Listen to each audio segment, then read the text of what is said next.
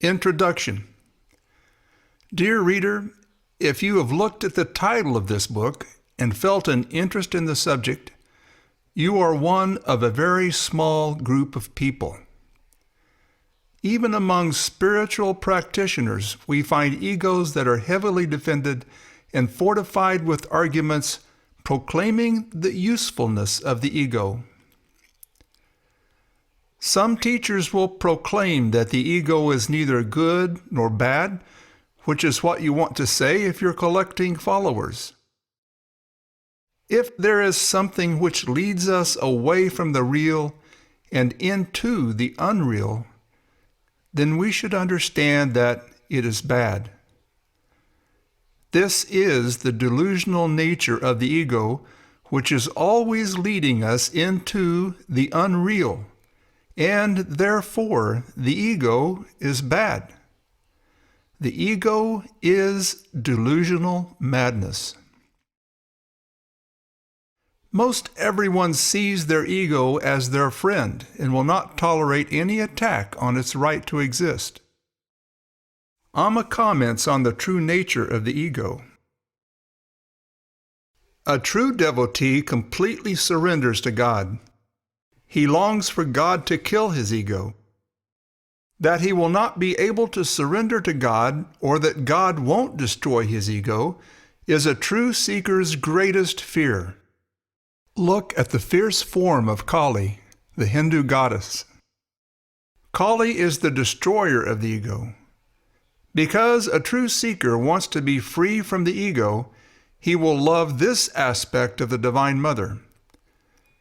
Surrendering to Kali or to what she represents, a true devotee will happily offer his head to her in order to add one more bead to Kali's garland of skulls. End quote. Only those who find a way to remove their ego will discover their true self, also known as God, Brahman, Buddha nature, Allah, and so on. There is absolutely no way around this, and we will explore the reasons in later chapters. This perspective gives vibrant meaning to the following saying by Jesus. Enter through the narrow gate, for wide is the gate, and broad is the road that leads to destruction, and many enter through it. But small is the gate, and narrow the road that leads to life, and only a few find it. A quote from Jesus in Matthew 7:13. Here is another quote from Amma echoing the same truth. Quote, only a few, very few, among the millions who have tried for it have ever reached the goal. Matamrita Nandamaya, Awakened Children, Volume 5.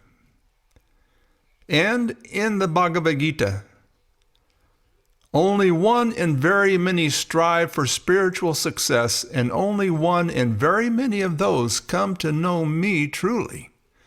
Sri Krishna, Bhagavad Gita 7:3. There is really only one fundamental reason why so few arrive at the truth, and that reason is our fear of letting go of the ego.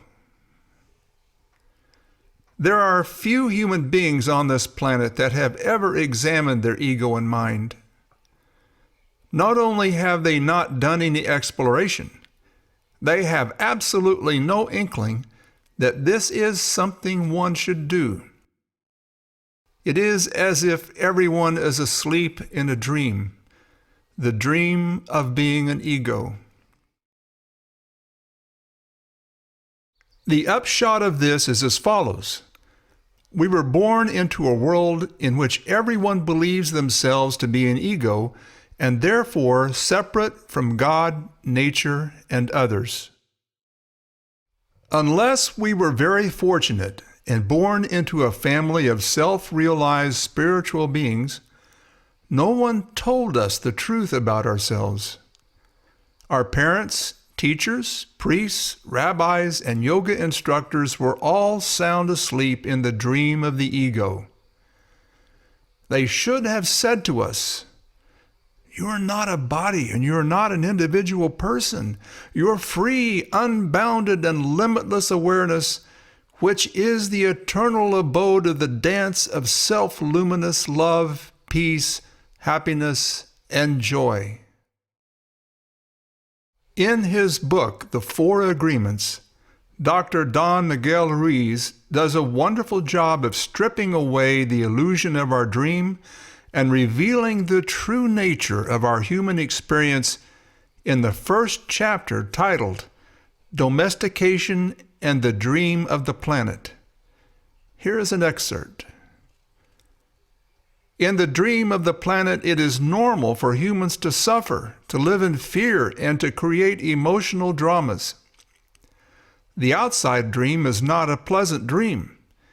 It's a dream of violence, a dream of fear, a dream of war, a dream of injustice. The personal dream of humans will vary, but globally, it is mostly a nightmare. If we look at human society, we see a place so difficult to live in because it is ruled by fear. Throughout the world, we see human suffering, anger, revenge, addictions, violence in the street, and tremendous injustice. It may exist at different levels in different countries around the world, but fear is controlling the outside dream. End quote. Every aspect of this world and all cultures fortify the lie of a separate existence. Advertisements prey upon our ignorance. Tyrants enslave us because of this. We are literally living in a cesspool of fear, pain, and suffering. We have become so accustomed to this that we think it is normal. This brings us to two fundamental reasons as to why we would want to pursue the death of our ego. The first reason: the ego is the source of incalculable suffering for ourselves and for the world, and therefore it behooves us to diminish it as much as possible and then utterly destroy it. Reason number two: when the ego is gone, our true nature becomes self-evident, and we find ourselves floating in the ocean of eternal bliss and joy. It is the ego, and only the ego, that prevents us from realizing and experiencing this. So, there we have it, the stick and the carrot. We talk in terms of destroying the ego in order to have a conversation about it. The truth is, it is not a substantial entity. It is not a something.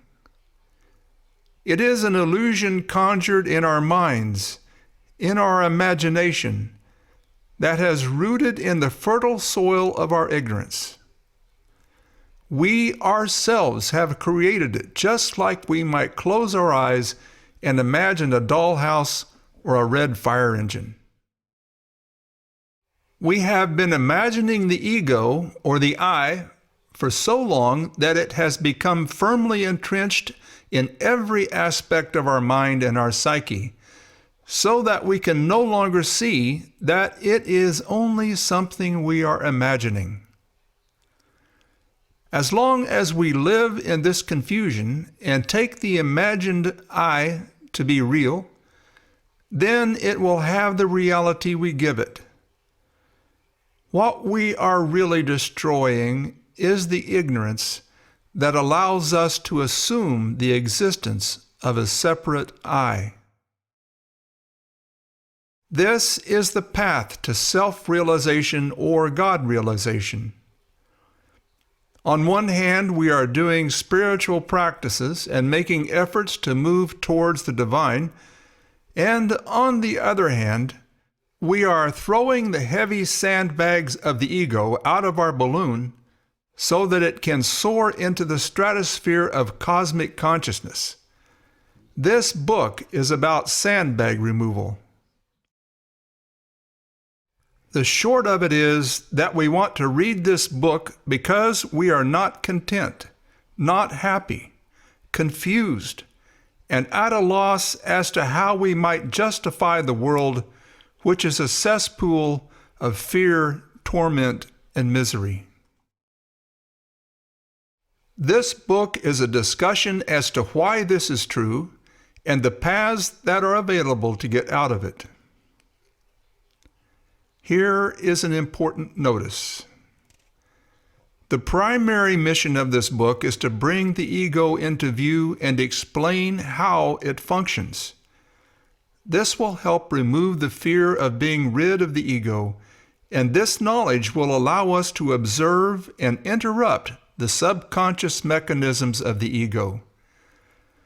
We first must be convinced that the ego is something we want to be rid of before we will be motivated to make the effort to remove it. Observation is the first step. In addition, there are two paths for getting rid of it.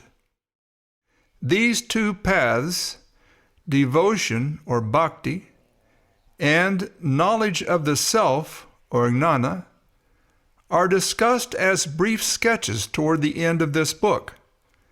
If one wishes to pursue one or both of these paths in earnest, a detailed explanation as to how to practice these paths has been provided in the following books written by your author. The books are Amma is Love, Finding God's Love, and the Bhakti Sutras of Narada.